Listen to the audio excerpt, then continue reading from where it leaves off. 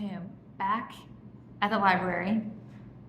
I have come when children's story hour is not happening, although there are still some straggling children. And then we'll get going on the podcast, okay? Here we go. I'm gonna turn on the computer and we're off. Welcome to Social Work Your Life. This is Kim Beam. Today we're going to talk about clothing. I know I talked about like this a couple weeks ago when I was talking about body self-image, but this is like somewhat different. This is a thing that I have been noticing a lot, and I've noticed for a long time, and it actually really bugs me, and I don't know why it happens. I'm going to use the example of Prince William and Kate Middleton. I don't know, is she a princess? I don't know if she princessed herself.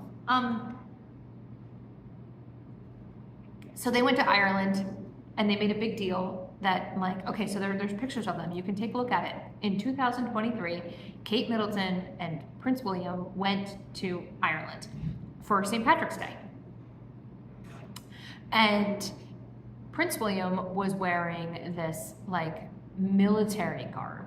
It had like all this gold and all these like insignias on his shoulder, and he had all this stuff all over him, right? And he was like all decked out in his military garb, which all of it has meaning and all of it has symbolism and all of it has like importance, right? So he's all dressed out in like his military with gold ropes and full garb. And she's wearing a green dress. It was a nice green dress. It had a collar and some buttons down the front and a belt, right? Like one of those dresses. She's wearing a green dress and he's wearing his military garb. And in all of the articles, they're like, Kate Middleton and Prince William go to Ireland and Kate wore, and then they start to like play out what Kate's wearing at this thing. They don't mention anything about William's clothes. They don't say that he's got his insignia on that represents blah, blah, blah. They don't talk about anything that he's wearing. They don't talk about his shoes. They don't talk about anything that he's wearing. But they talk about her clothes, her shoes, her outfit. They're there for like a royal thing. Now, if they wanted to get into it and discuss the difference between orange and green and the fact that she's wearing green versus orange, that would have been a very interesting conversation, because the green is for, I believe the green is for the Catholics, Protestants. Don't quote me on this one. But one of them is for Catholics and one of them is for the Protestants. And there's this line that people say about don't wear orange in Southie, which is a section of Boston, on St. Patrick's Day. Don't do it. Don't wear orange in Southie on St. Patrick's Day in Boston. Like, you will get the stuffing knocked out of you, right? It's an insult. Which is why I think green is Catholic, and orange is Protestant, but I'm not really sure. I could be very wrong. And so I know one stands for one and one stands for the other, and she's wearing a green dress. She's wearing a green dress. And does that mean that she's like for the English in the green? And that would have been a very interesting conversation. Ooh, very interesting conversation. Or what if she had been wearing a green and orange dress? What would that have meant? Ooh, that would have been another really interesting conversation. But that's not the conversation they had. The conversation they had was just her clothing. Emma Watson went and met with Al Gore and had a conversation as a UN representative. And she met with him, and you know what they talked about? Her clothes. They felt they were inappropriate, and that she showed off too much of her midriff, and she's like, I was wearing clothes that are like, you know, sustained, and they have been reused and repurposed. Like, they were clothes that like she says she wears all the time.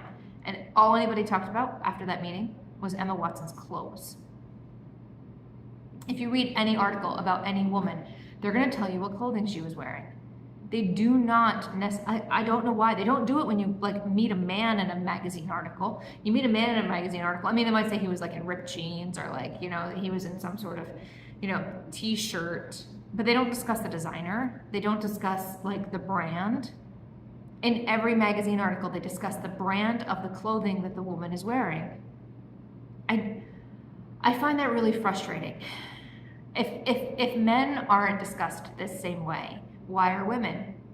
And I understand that there's a long history here. right? There's a long history of designers, and there's a long history of like marketing, and that when women go out in certain fashion items, it becomes a statement rather than she's just wearing clothes. But this has been going on for centuries. Centuries. And really, it's not necessary. When you read, when you talk about women who show up at gala events, they tell you who the designer of her dress is. Well, Versace did this one, and so is it that one, and so is it that one. And I'm sorry, excuse me? Like, does it matter? I guess it must, because somebody puts value on that. Maybe somebody gets paid to say this is who you're wearing. But then there's like pressure that's put on that, and then there's also a price tag that's put on that. So let's talk about the price of fashion. So I was in Abu Dhabi visiting a friend, and those of you who like follow me on Instagram know I was in Abu Dhabi in February and March. Actually, I was in Ireland in February, and more like Abu Dhabi in March of this year. And when I was in Abu Dhabi, I was out in the sun, and I was getting like sun headaches. I had never had sun headaches before. I had no idea what they were. And now that I have experienced them, I have nothing but sympathy for people who have them. Oh boy, they're terrible. They're no good. So the sun in Abu Dhabi is punishing. You're on the Persian Gulf. It's the Middle East, technically. It's, it's hot and intense. And it was March. So I went and bought some sunglasses because my eyes were painful. It was painful. It was painful right here up in my forehead to be in the sun. So we went shopping, and I was shopping with Cammie, which means that I didn't want to take a long time and didn't want to waste her time. So we went to like 4 or 5 different stores in a mall looking for sunglasses. And we went into a department store, and I found 2 skirts. We weren't there for skirts. We were there for sunglasses, and I found 2 skirts, and I bought those, which were actually really inexpensive given American standards of clothing. I would have paid a lot more for those skirts here in the US. So we wandered around, and we went into this one store. It was obviously the last store we went into, so I bought them there. And they had all the sunglasses lined up, and I wanted something that was pink. I really wanted pink lenses too. Instead, I wound up with like pink frames. These are them. These are the sunglasses, right? Pink frames. So for those of you who are on YouTube, you can see them. Pink frames with gray lenses. They're pretty fabulous. I put them on, and I immediately smiled. And Cammie said, "Ooh, you're smiling. Then, great. These are the sunglasses." And at that point, I wasn't really looking at price too much, because at that point it had been, 5, 6, 7 stores for sunglasses. I had tried on a number of pairs, and there's an exchange rate that I don't understand, right? I just didn't understand the exchange rate. And I wound up buying these sunglasses because I needed them. And I got out to the car, and I asked Cammie what the exchange rate was, and I realized that the sunglasses were probably $400 more than I would have paid for a pair of sunglasses. I'd be willing to pay $100 for a pair of sunglasses. These sunglasses were almost $500. And when I tell the people the story, they're like, "Oh, no." And I'm like, "Well, yeah, this is what happened. It just happened. It's a thing. Yeah, I have a pair of $500 sunglasses. It happened, and there's nothing I can do about it. And I needed them, and they work out great, and they make me smile, and I really do like them." And then they ask, "Well, what brand are they?" And then when I tell them the brand of the sunglasses, they're like, "Oh yeah, no wonder. That's exactly why they're that much." Excuse me? But yeah, that's true, right? Once you hit certain brands, you know that you're going to be paying a bit more for that brand just because it's the name that it has. And I struggle with that for a little bit. I really do. I struggle with that a little bit. Certain things have more value just because they have a particular name on them. One would hope the quality would also be there too, right? One would hope. So one would hope if I drop these, they don't scratch immediately, right? Because, I'm a bit of a klutz, and there they are. But it really frustrates me when I'm watching or I'm listening, I'm watching the news or I'm reading a magazine article and I want to know about the people involved and they start talking to me about their clothing. It shouldn't matter who they are as people, who they are as individuals, the reasons that you are writing the article in the first place. This should be the way it goes. When I start my podcast, I'm not like, hey, so today I'm wearing underwear from, and then I name the store, right? Or I got this bra in this other place, unless like the body image where I actually tell you the store I went to because it was like intrinsic to the story. But who cares? Like, I'm wearing clothes that make me comfortable and make me happy. That's what I'm doing. And if I were going to a big gala event and my best friend designed my dress, I might want to tell you, hey, my best friend designed my dress and her name is this. But I don't need to tell you that I had, I don't know, some designer that's going to cost me $15,000 for this dress. I really don't. Whereas if I find somebody that's like trying to break out into fashion, I'm going to share their name. Like Charlotte Reese, she's got a great dress. She made it as an intern, like for an entrepreneurial class, and it has exploded on the internet and it's arriving at my house at some point in the near future. I'm very excited. I'm very excited about this dress. But she's brand new and she's doing something different, and that is exciting to me. So this is where I am. I'm in a space where when somebody talks about somebody in a good way, in a positive way, in a we're promoting their stuff kind of way, and it's on TV or it's in an article and you're talking about, you know, science-y things, or you're talking about, like I said, Emma Watson meeting with the UN, as a UN representative meeting with Al Gore. We found out nothing, absolutely nothing about what was said in that meeting. We don't know anything about what she learned, what she's bringing back to the UN. We don't know about what any of the concerns the UN had, why she was on a fact-finding mission with Al Gore. None of it. We don't know any of it. All we know is that she was wearing this dress that showed off her midriff and that it was sustainable. That's it. We don't know any of the facts of what really happened and why this is like news.